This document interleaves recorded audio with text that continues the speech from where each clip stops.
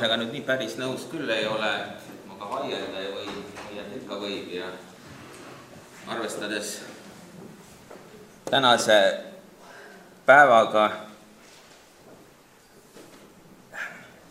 nüüd peaks selle kuidagi liikuma ka saama. Lausa peakski vaidlema, sest vastasel juhul poleks see mõtet arengukava teha, kui kõikidele küsimustele juba vastused käes oleks. Võiks kohe valmis kirjutada ja seda esitada. Mina olen siis Mihkel Servinski, töötan Statistikaametis ja Vastu vallas Sulsi külas. Ja ma pean ausalt ütlema, et on esimest korda, kus ma arengukava ka seotud üritusel esinen enne, kui arengukava valmis on. Tavaliselt ikka tehakse arengukava ja siis teda esitatakse ja räägitakse palju tarku sõnu ja aga nüüd siis on enne. See tähendab seda, et võibki üles jätta küsimusi ja loota, et siis arengukava tegemise käigus leitakse siis vastused küsimustele ja tehakse valikud. Ma alustan oma juttu ühe luuletusega ja ühe väikese kriuksuga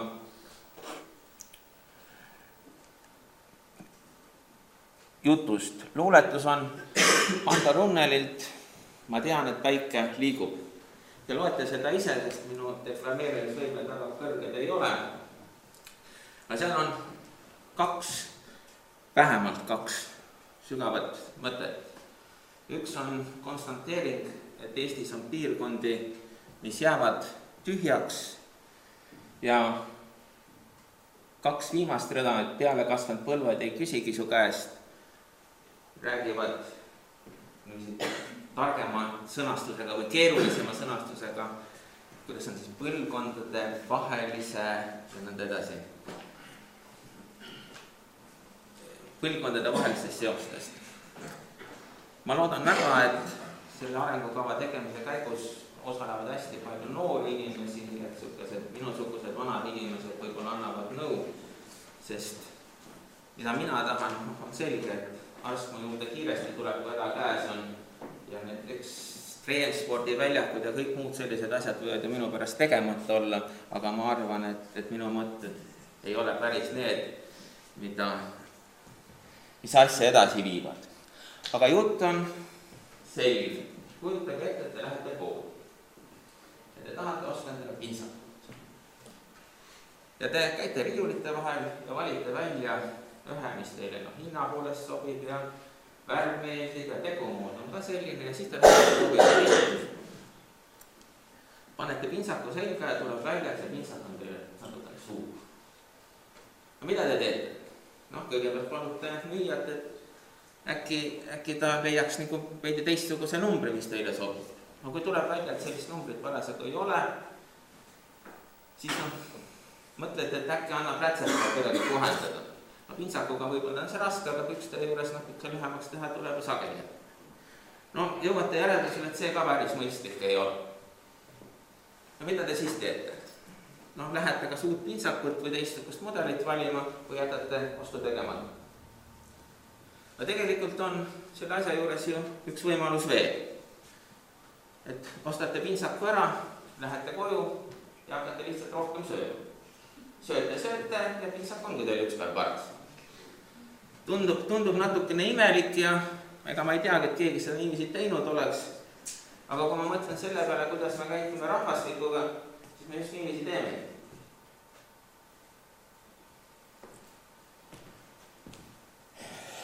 Teema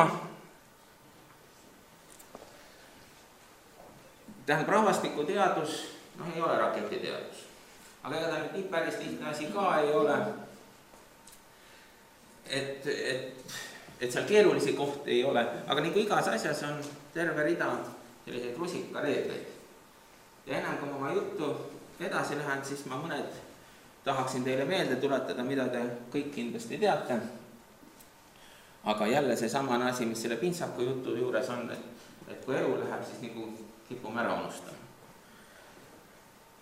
Esimene on see, et kui täna laps sünnib, siis suure tõenäosusega ta 7 aasta pärast läheb kooli. Aga täna sündimata laps ei lähe mitte kunagi kooli. Teine, et kui täna sünnib tüdruk, siis mingi aja pärast, 20-30 aasta pärast sünnitab ta lapse, ka suure tõenäosusega. Mõnikord isegi 2 ja natuke harvem ka 3 ja rohkem. Aga kui see tüdruk on täna sündimata, siis ei sünnita ta mitte kunagi. Ja mitte kunagi ei saa ta ka vanaemaks ega vanavanaemaks. Ja tõde on ka see, et kui täna on laps sündimata, siis tagantjärgi sünnitada ei saa. 7 aasta pärast me ei sünnita 7-aastast tüdruk.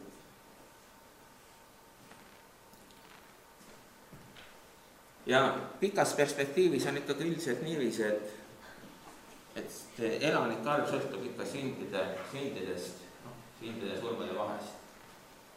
Ühes külas sõltub see loomulikult ka rändest, sisserändest ja väljarändest, aga globaalses mõttes, kas ta elab siin või seal, rahvaarv sõltub ikkagi palju rahvast sündinud ja paljudele sureb.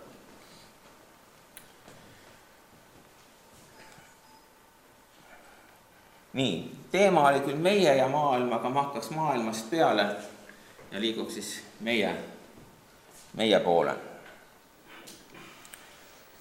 No, maailmast on üldiselt teada, et hiljuti sündis maailma 7 miljardis inimene ja et rahvastik kasvab. Üha rohkem muidugi leidub ka demograafe, kes näevad seda, et see rahvastiku selline tohutu kiire kasv pöördub stabiilsusele ja isegi langusele, aga tõenäoliselt ei toimu see selles ajaperspektiivis, milles meie maakonna arengukava teeme.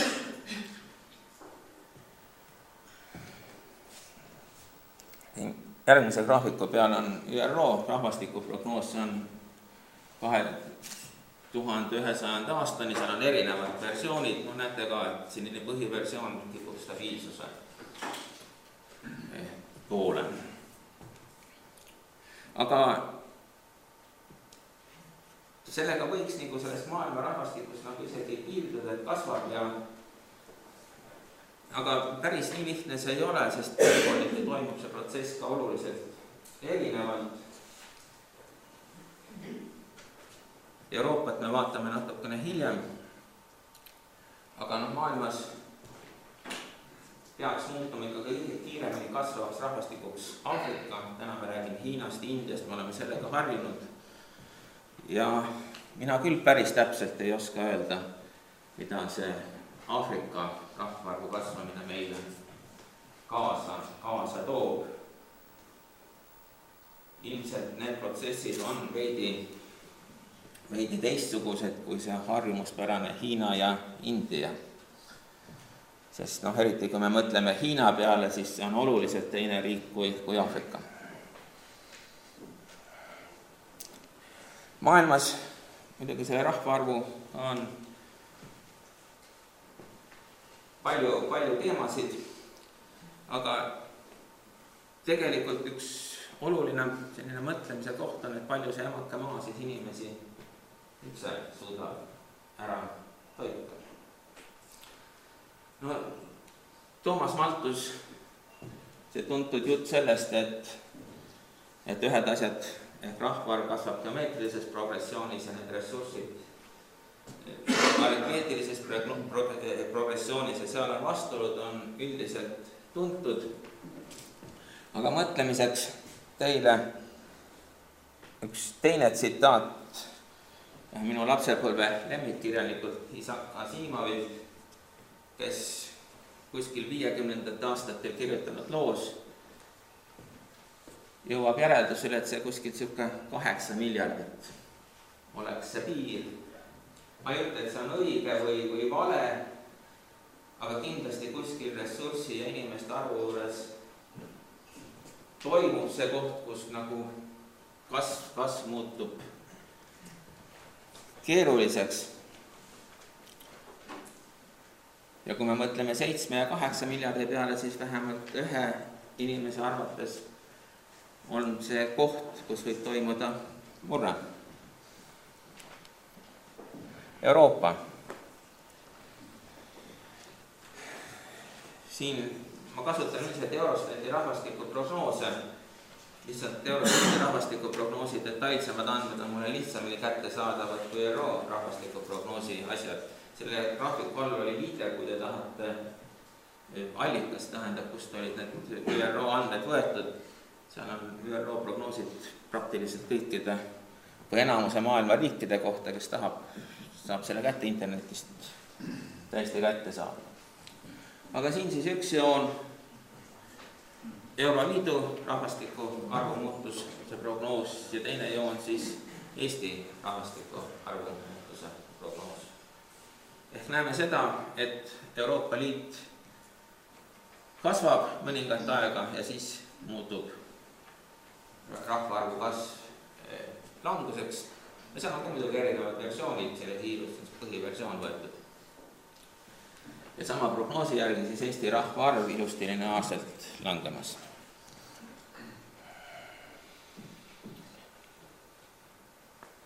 Ja nagu maailmaski, ega need riigid ei toimu üheaegselt ja ühtemoodi. Siin on siis tabel, kus selle eelmise perioodi jooksul 3 jagatud riigid, ühed siis, kus ta pidevalt kasvab, ühed, kus pidevalt langeb ja ühel, kus siis see kasv muutub languseks. Ja minu jaoks eriti oluline on see Saksamaa koht, kes tegelikult Saksamaa rahvaarvu on täna languses, prognoos, pidev langemine, Eurostati prognoos, tegelikult protsentuaalselt veelgi kiirem langus kui Eestis.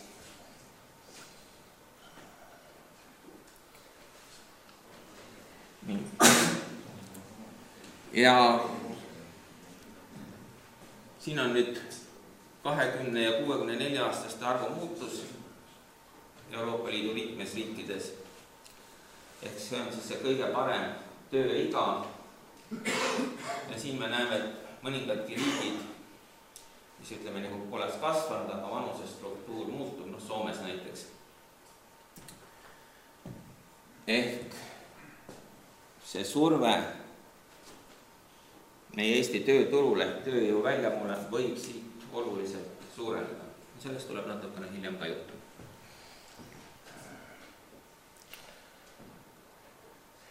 Eesti ja Viljandi. Eesti rahvaarvu prognoos oli ennem seal näha, igaks juhuks pikem graafik sellest, kuidas Eesti rahvaarv üle sajandi, 100 aastat muutunud on.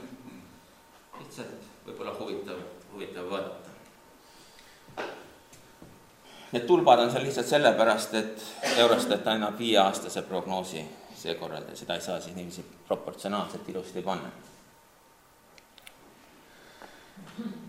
Viljandi maakond, Viljandi linn, Eesti rahvaarvu muutused absoluutnumbrites. Viljandi maakond, Viljandi linn ilusas lineaarses languses päris pika perioodi jooksul seni. Tegelikult sama graafika, aga nüüd ütleme suhtelise muutusena ka. Nii, Kaupo, tule nüüd sina siia. Anna mulle see teine pilt, et ma tahan nüüd näidata mõningaid graafikud, kuidas siis teistes maakondades on see asjad läinud. Teoreetiliselt, kui te kunagi seda slaidi vaatate, selle lingi pealt peaksite saama statistika koduleheküljele ja seda graafikut ise ka vaadata või seda vahendit. Aga me laadisime ta siia alla, sest maal on hea elada, aga mõned asjad toimuvad liiga aeglaselt. Et ma oleks pidanud siis 10 minutit juttu rääkima, enne kui graafik avaneb. Aga võib-olla on see ka õnn. Ja siin on nüüd, roheline on kõik, et me oleme aastas 1970 ja igas maakonnas rahvaarv on 100. Ja nüüd hakkab see muutuma ja kui läheb punaseks, siis tähendab seda, et seal on rahvaarv väiksem kui 70. aastal. Erinevad graafikud, erinevad variandid. Näeme, et Viljandi maakonnas läheb see asi punaseks suhteliselt kiiresti ja suhteliselt stabiilselt seisab. Aga perioodi lõpuks ehk tänase päeva jõudes muutub enamus Eestimaad punaseks, 2 sihukest heledamat laiku on. Me saame siit valida ka natukene teisi, kas te tahate vaadata mõnda konkreetset maakonda, kuidas Viljandi ja mõne teise maakonna võrdlus on? Viljandi Rapla. Rapla on see siin või? Nii, vaatame. Ma pean nüüd kuskile Viljandi. Nii, ja võtame.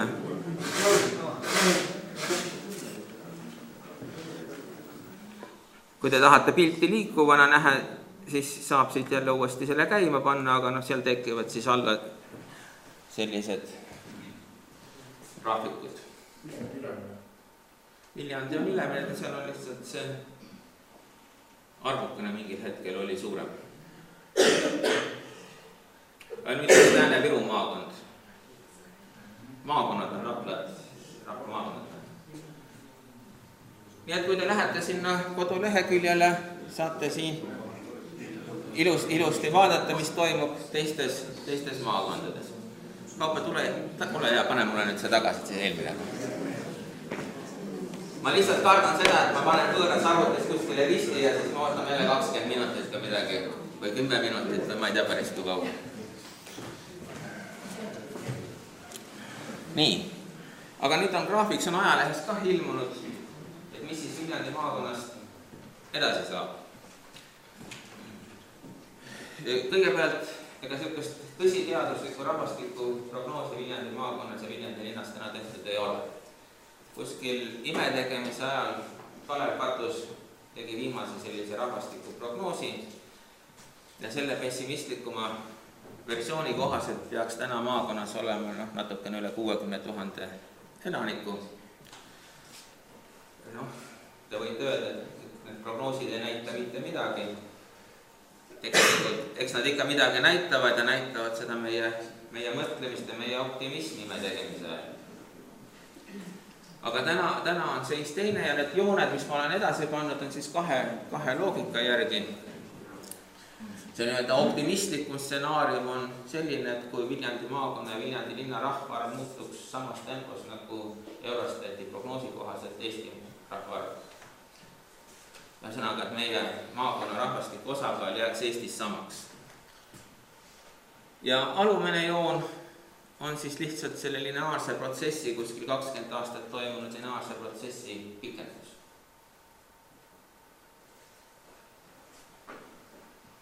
Milline see tegelik olukord saab olema, ma arvan, et kindlasti ei ole meie seis optimistlikum kui Eestis kokku, aga ma loodan, et selline lineaarne langus äkki pidurdub või vähemalt me peaksime üritama seda teha kõik, et selline languse tendents veidi peatada. Aga ka see optimistlikum variant väga roosiline ei ole tegelikult. Aga miks me üldse sellest rahvaarvust räägin? Urmas siin ka seda nagu püstitas seda küsimust.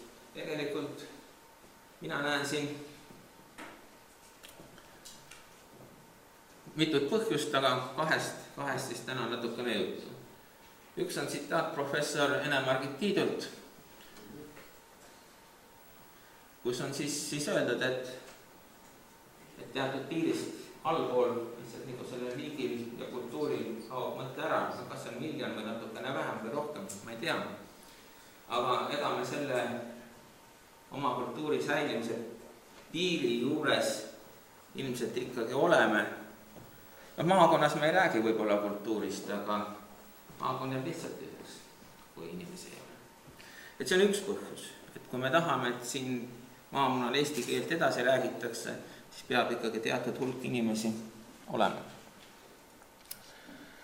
Ja teine on, mis on nüüd võib-olla rohkem arengukavaga, tõmbasin alla, see on Äripäevast võetud ühest artiklist ja põhineb tänase maailma majanduse arengu loogikal, et kõik peab kasvama, kõik peab suuremaks muutuma, Ja kui rahvaarv kasvab, siis on turgu.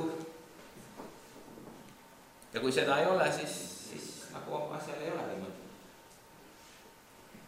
See on tegelikult päris aus selline ülestunnistus meie ajakirjanike poolt ja faktilijut, mida me ei taha nagu tunnistada. Midagi peaks siis nagu olema teistmoodi. Ma tulen ühe järgmise slaidi juures selle teema tagasi. Ja nüüd mõned kaardid Eestimaast. Siin on aasta 1922, Eesti iseseisvuse esimene rahvaloendus, tolleaegsed haldusüksuste rahvastikutiheduse kaart. Mida tumedam, seda rohkem rahvast elab.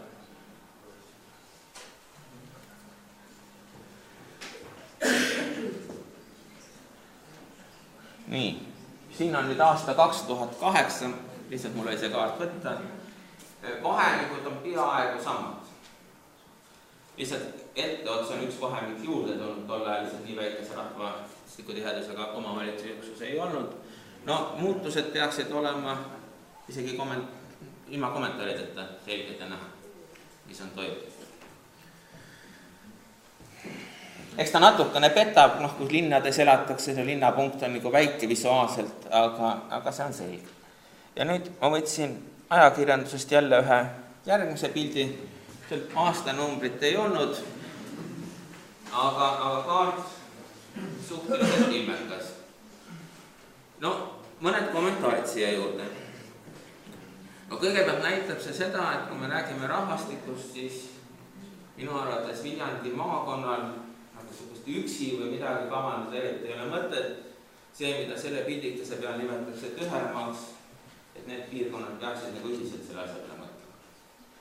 Et kui me õnnestubki Viljandi maakonda, 10 inimest Jõgevamaalt rohkem meelitada, ega see pole lahendus. Teine märkus on see, et need punased punktikesid Pärnu, Tartu ja Narva, et kui te arvate, et seal on Viljani linnad, siis te kindlasti eksite, et seal ole sellised pisikesed küladesed.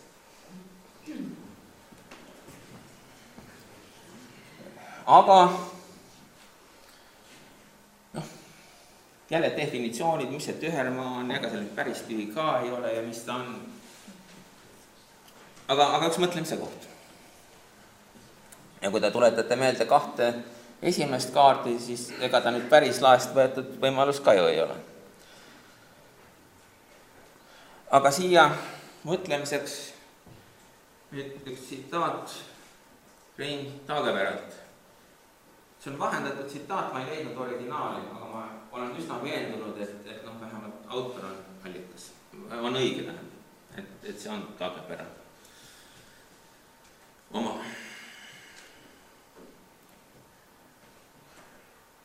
Et jah, mõned määravad, mõned vaatavad tõsiselt, ma nagu väga ei kommenteeri. Võib-olla ainult nii palju, et kui me tuleme selle Aafrika juurde tagasi, et me täna nagu oma seda rikkusi, mis minu arvates meil on, põllumaa ja vesi ja kõik muud, et äkki see Aafrika kasvav rahvastik paneb meil seda kunagi rohkem hindama, ainult et kas ta on siis veel meie oma. Nii, milliseid on pakutud siis lahendusi? On siin üks kena noormees, Helenius, suur investor, Eestis hästi tuntud tegelane. Tema ütleb ilusti, et riigikeel võiks juures olla ja see teps mitte ei ole vene keel, kelle vastu me kõik oleme.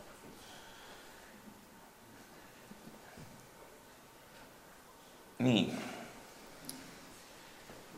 Välismaalased tulevad ja võivad arvata, mida nemad tahavad.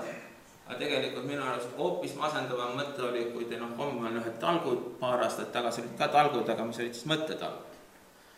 Ja selle tolleaegsete talgude ettevalmistamise juhtrühma oli selgelt öeldud, et me peaksime looma Eestis tingimused, kus meil on kõik võimalused eestikeelseks eluoluks. See mõte laadeti talgute käigus maha, aga ta on üles visatud ja mitte kuskilt väga kaugelt. Sisuliselt on see globaliseerumine nõnda edasi. Põhiseadusest jälle rahvuskultuuri säilimine, kas ta säilib ingliskeelses keskkonnas, ei tea. Nii, üks kohalik mees. No tema arvab, et kõik asja saab rahavoogude suunamisega ümber teha. Heleenuse kohta ütleb ta seal ka midagi väga ilusti. Oleneb, mis vaatepingist vaatad, enda arvates kindlasti ilusti. No, ma võib-olla niiviisi mõtlemiseks, et see jagamine on väga ilus asi, aga selleks peab olema seda, mida jagada.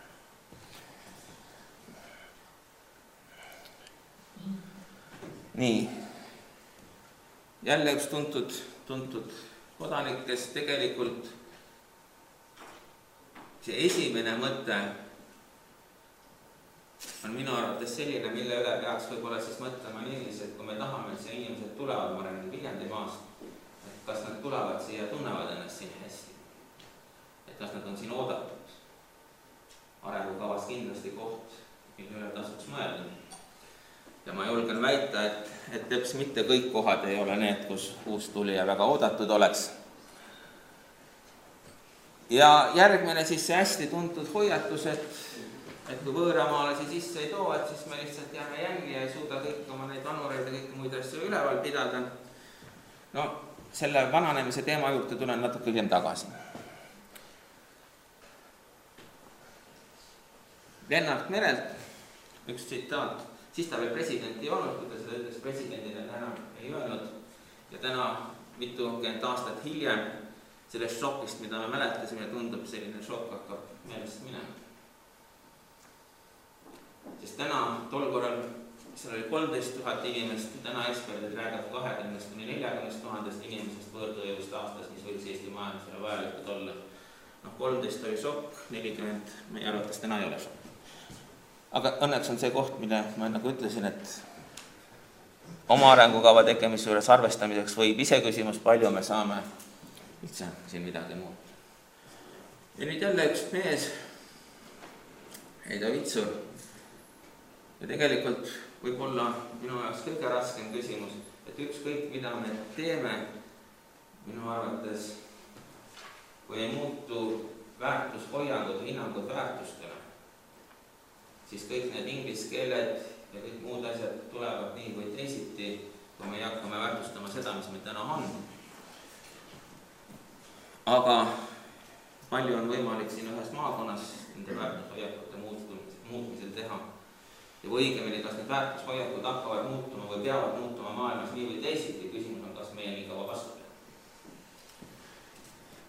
Sest ega selline, me räägime efektiivsest majandamisest, efektiivne majandamise ei hakka selles, et me suudame rämpsu efektiivselt toota.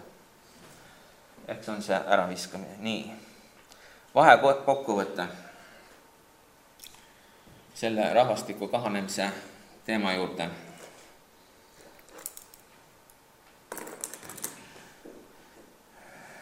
Et mida siis teha, et kas me proovime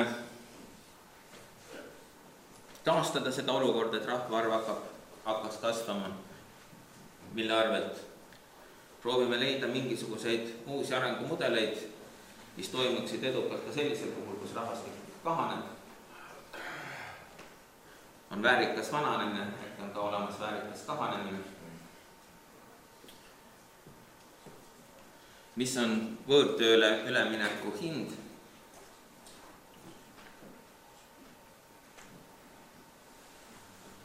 Ja siin seesama nüüd Saksamaa, millest ma enne ütlesin, et Saksamaa väheneb.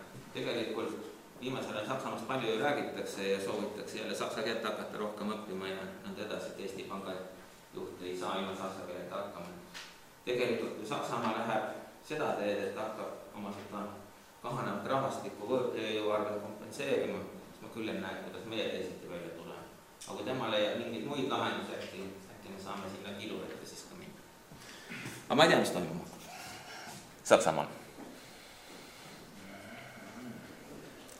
Teine probleem on selles, et kui meil rahvaarv on üle 20 aasta vähenenud, et kas me siis sellest saame rääkida probleemist, et võib-olla see on selline paratamatu protsess. See on ka probleem, aga hoopis teistsugune, et me peame leppima sellega, et nendes tingimustes õppima siis edasi elama. majanduse näiteid jälle, et see keskmine palk Eestis ja Soomes ja tänaste väärtushinnangute juures paratamatult tekitab teatud liikumise. Ja nende kahe viimase juurde me kommentaariks nii palju, et kui leidub üsna palju inimesi, kes hakkavad aru saama sellest, et kui on mingisugune konstantne hulk raha, siis ka väga palju rohkem kulutada ei saa. Aga kuidagi selle inimressursi juures on niiviisi, et meil on puudu insenere, meil on puudu keevitajaid, meil on puudu neid IT-töötajaid ja kõiki on tuhandeid ja tuhandeid ja tuhandeid, aga me neid kokku liidame hulk inimesi, kuidas on ikka. Meil need omavahelised suhted ja proportsioonid ei ole nagu üldse läbi mõeldud.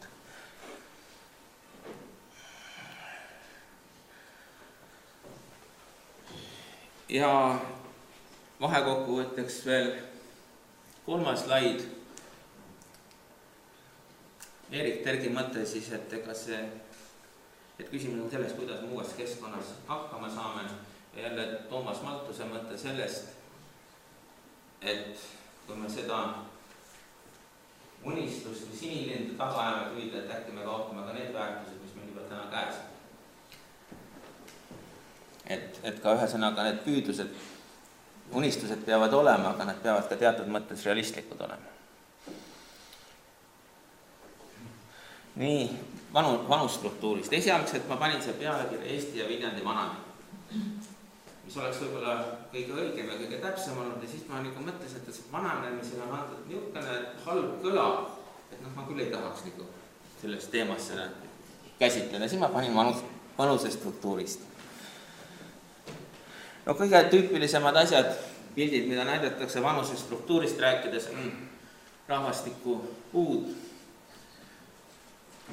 Siin on siis 1897 ülevenemaalise rahvaloendusaegne Eesti rahvastikupuu ja kõige viimane siis ütleme hetkepuu ja selle joonega siis rahvastikuprognoosi järgne puu aastal 2050. Klassikalised ilus puu on kadunud, aga tegelikult seda vananemise juttu ei tahaks ma üldse hakata rääkima negatiivsetest asjadest ja kui teil jääb mulje, et Eesti rahvastikus kõik ainult halvasti on, siis te muidugi sügavalt eksite. Vähemalt paar asja on meil kindlasti positiivsed. Ja siin on nüüd graafik imiku suremus. Esimesel Eesti ajal ja nüüd me näeme, kui ilusti see alla läheb ja tegelikult maailmas peetakse ühe riigi imiku surmade arvu imiku suremust tehas kõige olulisemaks üks riigi arengu näitajaks. See on niisugune kompleksne näitaja. See läheb meil alla, nii et me ikkagi nagu liigume, et midagi on ka positiivset. Ja tegelikult Viljandi jaoks positiivne on ka meie see eelolev elu iga sünnimomendil. Sportlased ütlevad, et 4. koht pidi see kõige halvem olema, aga ma arvan, et tagapool olemine on veel halvem. Eks need vahed ole väikesed muidugi, nagu siin Eestis ikka. Aga suhteliselt ju ilus ja täna hommikul vaatasin, et graafik, kus on see muutus aastate jooksul mul ära kadunud, aga ta ju tõuseb. Ja kui jälle ilmub teada, et meie keskmine eluiga on tõusnud, ega kõik oleme õnnelikud. Siin on selline huvitav paradoks selle eestlase mõtlemises või meie mõtlemises. Kui inimese vanus tõuseb, siis vana inimeste arv peab ju ka kasvama. Aga me rõõmustame, et me elame kauem ja siis kurat, nii vanuneid on palju. Me peaksime ikka endale selgeks tegema, mida me tahame. Siis tegelikult nende vana inimestega oleks see selgelt, oluliselt lihtsam. Laseme viina aina alla, teeme narkootikumid legaalseteks, paneme külavahetajate teedele kiiruspiirangu 160 km tunnis, meil on edasi ja mingi vana inimesena. Nii et kui me tahame ühte, siis me peame mingisuguse asjaga ka teisega leppima. Kaup, ole hea, pane mulle see teine asi nüüd jälle tagasi. Ma tahan nende järgmiste piltide peal näidata mõningaid vanusestruktuuriga toimunud muudatusi.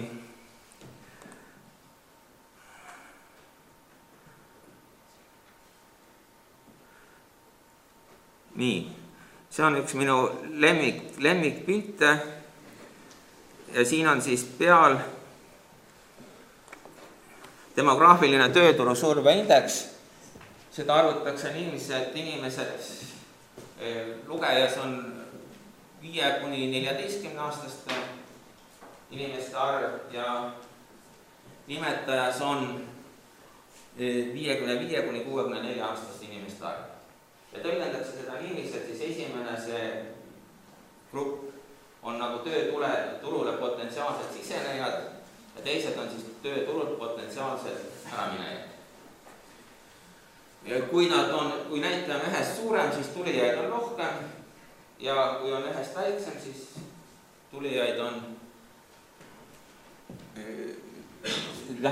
lahkujaid on rohkem. Aastal 1970 kõik on ilusti, peaks olema üle 1, kõikide maakonda väärtused. Alla 1 minekuga peaks hakkama asjad kollaseks. Kõigub, visklevad need asjad seal erinevatel graafikutel.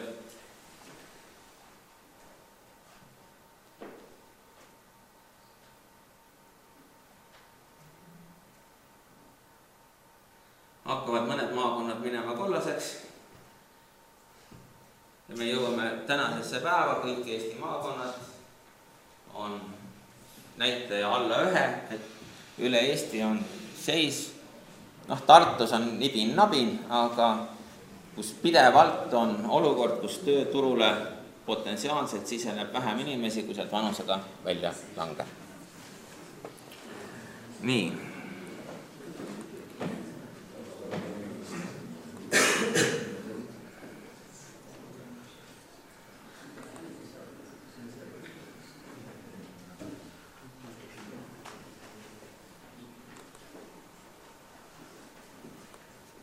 Nii, üks näitaja siis veel.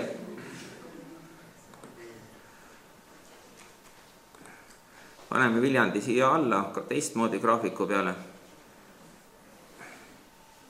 See on siis 65 ja vanemaealiste osatähtsus ja selle muutumine ajas.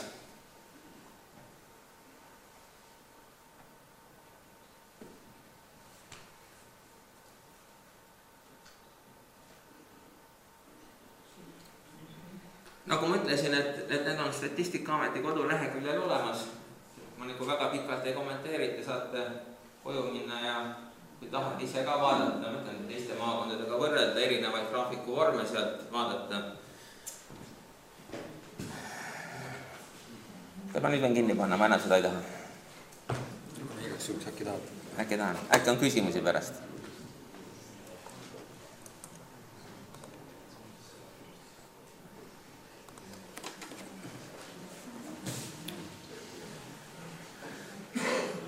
Ja nüüd mõningad siis Eesti kohta näitajad. Ülemine on siis jälle Eurostati rahvastikuprognoos, tööturu surveindeks Eestis. Ettepoole pikema perioodi jooksul näeme, et sellises arvestatavas tulevikus selline olukord, kus tööturult vanusega läheb rohkem ära, kui sinna siseneb, jääb püsima. Ehk see on asi, millega me tegelikult täna üldiselt ei arvesta või ei taha. See ei ole nii, et täna see kukkus alla, kohe hakkab mõju avaldama. See on pikem protsess. Aga ma ei ole näinud selliseid arutlusi eriti, et see nii hakkab või et sellega arvestatakse. Alumine graafik on siis ülalpeetavate määr, jälle ettepoole Eestis. See on siis selline näitaja, kus nimetajas on tööealiste elanike arv ja lugejad on siis kõik näitlisemad täielikult ehk vanemad. Et palju siis ühe tööealise inimese kohta tuleb väljaspool tööiga olevad inimesed, näitutseb nimed ülalpeetavate määr. Puhas demograafiline näitaja, tähendab vanusestruktuuri näitaja. Ja kuna siis tööeast väljas on osa noori ja osa siis vanemaid, seda saab 2 jagada. Ja need, mis on nüüd seal täis värviga, see on siis niiviisi, kui tööiga on võetud 15–64 aastat, sinisega on ülalpeetavaid noori, ütleme siis ülalpeetavaid vanusid. Noorte osas see näitaja jääb sisuliselt konstantseks, vanurite ülalpeetavate osa siis suurem. Aga see ei ole nüüd see põhisõnum, mida ma siin öelda tahan. Tegelikult on olulised nüüd see kollane joon ja see valge joon. Need on nüüd sama tulemus saadud siis, kui tööiga on tõstetud 10 aastat. Ehk 15–74. Ja kui te vaatate seda kollaset triibu otsa, siis see on isegi natukene madalam kui täna Eestis olev ülalpeetavate määr. Ehk see on jälle, ma ütlen, vanuse struktuuri näitaja ja matemaatiline spekulatsioon, aga selle tulemusena võib väita, et tööea tõus 10 aasta võrra tegelikult ülalpeetavate määra viib tänasele päeva tasemele. Kui öelda, et tõstame tööiga 10 aastat, ma ei tea, inimesed tulevad tänavale ja nõnda edasi, aga tegelikult ega see ei ole nüüd ka laest võetud arv, sest selle sama rahvastiku prognoosi järgi keskmine ootav eluiga sünnimomendil tõuseb ka Eestis 10 aastat. Meestel 12 aastat, naistel 8. Ja ma olen üsna kindel, et see täiendavalt antud 10 aastat ei mööda kõigile inimestele tilgutada. Et nad ongi aktiivsemad ja suudavad ka kauem tegutseda. Kas on 10 aastat? Ma ei tea.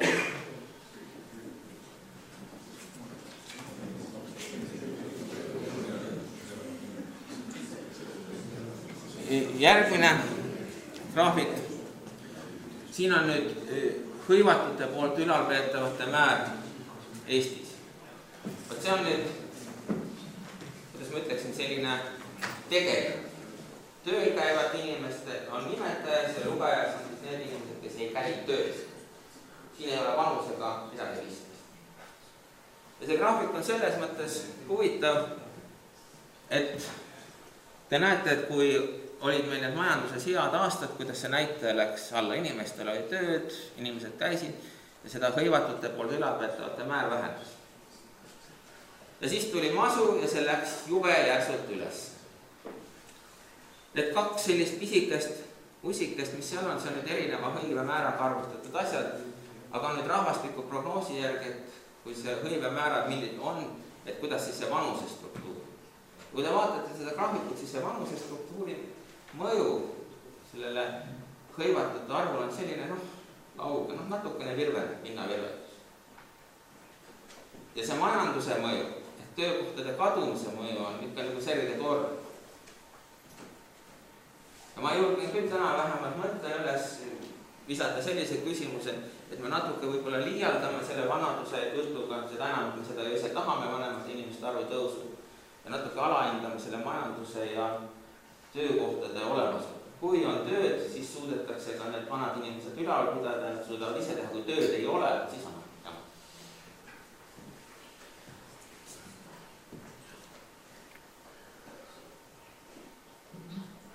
Ja siit on seesama asi nüüd vahekokkuvõttena kirja pandud, et kas me peaksime ikka seda vanadust sellise õnnetusena käsitlema, võib-olla on see võimalus positiivseid asju otsima. Ja ikkagi see väide, et see majandusareng on rohkem oluline kui see vananemine. See on selline asi, mida täna me nagu eriti ei taha mõelda. Ma tuletan ka meelde selle ühe belglasest singapurlase mõte, et see on oht ja kõik. See loomulikult on see oht ja loomulikult on see probleem. Aga mitte nii tõsine, nagu tahetakse rääkida. Või räägitakse. Nii. Tegelikult enam-vähem see jutu, mida ma teile kindlasti rääkida tahtsin, olen nüüd ära rääkinud, aga kuna mul on veel veidi aega ja siin on hulk slaide, mida ma tegelikult panin sinna sellepärast, et kui me äkki ei õnnestu interneti kätte saada ja neid asju vaadata, et siis ma päris otsa või jänni ei jääks. Aga nüüd ma käin siit üle mõningaid kohti, kommenteerin natukene mõningaid slaide, nii kaua kui Urmas püsti tõuseb, ütleb, et on veel aeg. Küsimusi ka on. Siis ma pean ära rääkima, äkki ma ei taha küsimustele vastata. Nii, tähendab Eesti elussündide tegelik näit ja Eurostati prognoos. Nüüd Viljandi linn, Viljandi maakond, sündide arv, kui me lähtume jälle sellest Eurostati prognoosist ja ütleme, et Viljandi maakonnas toimub protsess sama kiirusega nagu Eestis keskmiselt. No natukene väheks neid inimesi jääb Viljandi linnas, ma olen seda isegi välja öelnud, et me siin kakleme või lõpetame kaklust selle ühe gümnaasiumi üle.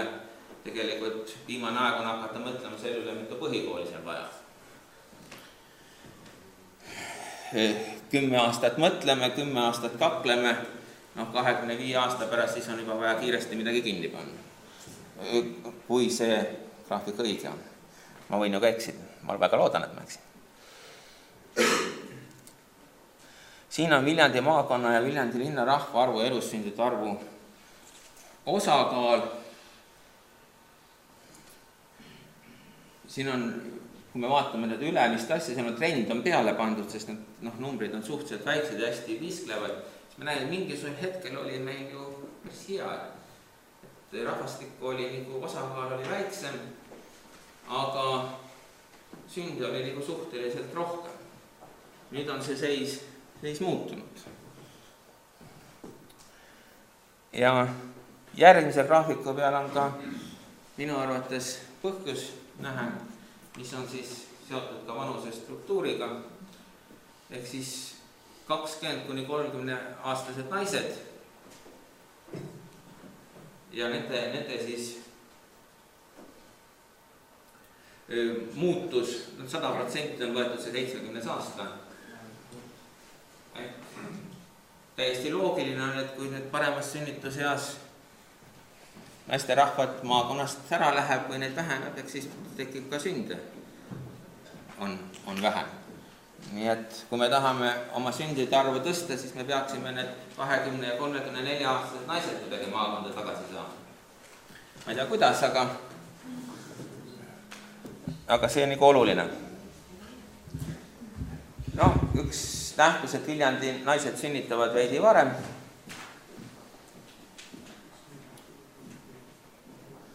Rändest ma lähen üle, jõuame sellise graafiku juurde, kus on siis Viljandi linna rändesaldo siis suuremate sihtrühmade lõikes. Ja me nagu oleme kuskilt on olnud see müüt, et meile tulevad need vanemaealised ja need edasi. Linna legend ütleks selle peale. On mõningaid kohti, kus on positiivne mõnedes vanuserühmades ja ainukene on siis maakonna arvelt. Ja ainukene rühm, kus on summaarne asi on positiivne, on siis see kõige nooremate asi, aga see on selline mõtlemise koht, et seal võivad igasuguste toetuste ja lasteaia kohtadega, aga võib olla lihtsalt see, et vanemad on ammu ära läinud, aga lapsed on lihtsalt välja registreerimatud.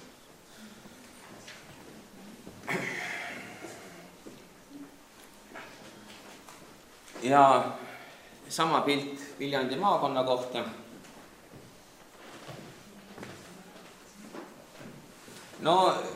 Kellel on head silmad ja suudab nullilähedasi numbreid graafiku pealt välja lugeda, siis me kindlasti leiame mõne vanuserühma, kus meil on ka nagu midagi positiivset siia tulnud.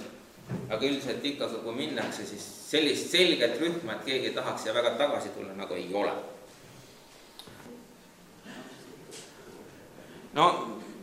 Minu mõtted selle asja juures on see, mis nüüd võib-olla arengukavas saab, et ikkagi see töö ja töökohad on kõige olulisemad, turvaline elukeskkond ka loomulikult, võimekaid inimesi peame siia saama. Ma arvan, et üks võimekas inimene teeb väga palju ära. Iga inimene loeb, see on nüüd rahvaloendusest pärit tsitaat, aga ma arvan, et Eesti on nii väike, et tegelikult on see Eesti jaoks. See mõte võikski olla see, kuhu Eesti läheb. Rahvaloendus oli ta muidugi see, et pange ennast kõik kirja, aga tegelikult on sellel laiem mõte. Ja ma ei saa siiski midagi rääkida, et õppige inglise, tegelikult õppige keeli. Kuigi see on natukene vastuolus, sest te vist saite aru, et mulle need esimesed mõtted, et sellest ingliskeelsest Eesti ühiskonnast väga ei meeldinud. Et ma kuidagi, see ei ole see, millega mina tahaksin leppida. No ja mis saab edasi, see on arengukava küsimus. Lisalood. Võt Eesti rahvas, ma olen seda pilti muidugi ennem näidanud, aga ma ei saa kuidagi, see mul oli lemmik pilt, et kui me otsime süüdlasi, siis on ju täiesti selge, et arvud on kõik süüd ja statistika. Seda ju kõik teada. Et kui need numbrid sealt ära võtta, siis paistaks meil ilusti päike ja kõik oleks ilus ja hea ja kena. Ma panin siin veel mõned pildid sinna juurde mõtlemiseks, aga ma üldiselt tänan, et mind ära kuulasite. No kahjuks jääb vist mõned minut ka küsimuste jaoks. Mõned minutit Mihkel jättis. Ja aitäh, Mihkel, käisid siin nüüd kurja kuulutamas. Ainuke positiivne uudis, mäletate, mida ta välja toonitas, on see, et Viljandimaa vanad inimesed surevad rutem ära, et meil on neid vähem üleval pidada. Ja kogu jutt oli elussünnid ja hädatapud, et väga niisugune veterinaaria vallast jutt. Ma mõtlesin, Mihkel, kogu aeg nende asjade peale, mis sa siin rääkisid, ja mõtlesin, et teeks ühe väikese proovi. Need inimesed, kes siin saalis istuvad, et nüüd ausalt ütled, käe üles tõstate, kellel meeldib Viljandimaal elada? Kõigile meeldib Viljandimaal elada. Kas 10 aasta eest oli Viljandimaal teie jaoks sama hea elu või on teil paremaks läinud? Kelle on paremaks läinud, tõstke käsi? Kõigil on Mihkel paremaks läinud. Ei ole, sina ei tõstnud. 10 aastaga läks inimeste arve ju vähemaks, see, mida te siin kurja kuulutas. Aga teie elu läks paremaks. Aga samas me kogu aeg oleme mõelnud, kui inimesi jääb vähemaks, tähendab, läheb halvemaks. See ei tööta, Mihkel. Ei tööta. Siin ei tööta täna. Ja veel üks asi, on olemas rahvastik ja on olemas rahvus. Tuleb rahvastiku juurde, eks mäletate see ristteede jutt ja siis tuleb majandust juurde ja siis tuleb risttee ja siia ristteedele kogunevad inimesed kokku, kes räägivad inglise keelt ja Heleniuse keelt ja mis keeled siin kõik olid. Eesti keelt enam ei räägita, mulgikuube ei kanta. Kas me seda tahame? Kas see on siis see õnn, mis tuleb ja meie vanad surevad veel rutem ära? Me vist ka ei tahaks, sakslased ka väga õnnelikud ei ole, et neid on Türgid väga palju täis. Võib-olla on neid küsimusi ikka väga palju siin õhus, mille üle minna. Mihkel, kui teil on küsimus palju, Mihkel, mitu inimest oleks Eestis paras? Mis sa arvad? Kogu aeg viitasid, et läheb kehvamaks ja jääb vähemaks, aga kui palju oleks see paras ja kes nad peaksid olema? Aga ära mind nüüd riitlema hakka, ma elan mitu aastat. Jah, no mida ma nüüd ütlen selle Urmas? Ei, ma tahtsin kõigepealt ma ütleks muidugi niiviisi, et ta peaks peale tunde ja ma peaksin talle selle loo ükskord uuesti ära rääkima. Või õigemini teile, et enam kätt ei tõstaks. Sellepärast, et nagu kõik tundub nagu õige, mida ta rääkis. Aga tegelikult see mõte, mida ma rääkisin, oli veidi teist kohas. Ju ma siis olen nii halb lektor, et Urmas aru ei saanud. Ma loodan, et mõni teine sai ka Aga palju on paras? Sellele ei saagi niiviisi ilmselt vastata. Eks meid ole täpselt nii palju, nagu ta on ja põhimine sõnum on see, et me peame õppima normaalselt elama selle hulgaga, nagu meid on. Leidma need mudelid, mis siin töötavad, ehk nagu ma ütlesin, et lisaks väärikale vananemisele peab olema ka väärikas kahanemine mõningates asjades. Et see jumal, et SKP peab ainult kasvama ja toodame efektiivselt rämpsu, see ilmselt väga pikalt ei toimi. Et võime ju niimoodi mõtelda, et mitte et inimesi ei ole juurde vaja, et nagu inimesi oleks millegi jaoks vaja, vaid tegelikult on võib-olla teistpidi, et neid kõiki asju, mis meil siin on, vähe on või rohkem on just inimeste jaoks vaja. Ja ma usun, et ma seda sinu mõttes sellest väga üsna mustast kirjeldusest vahelt seda humaansemat poolt tabasin ja oma väga segadust ei tahtnudki teid ajada. Aga küsimusi on ju õhus palju ja jäävadki. Aga saalis on kindlasti ka midagi, mis te Mihkli käest tahate veel küsida. või ei ole, Mihkel rääkis kõik jutud ära, aga suur tänu Mihklile ja meil on üks raamat sellest piirkonnast, kus veelgi vähem inimesi elavad, aga kõik sinna minna tahavad, et seal ennast õnnelikult tunda. See on Soomaast ja suur tänu Mihklile!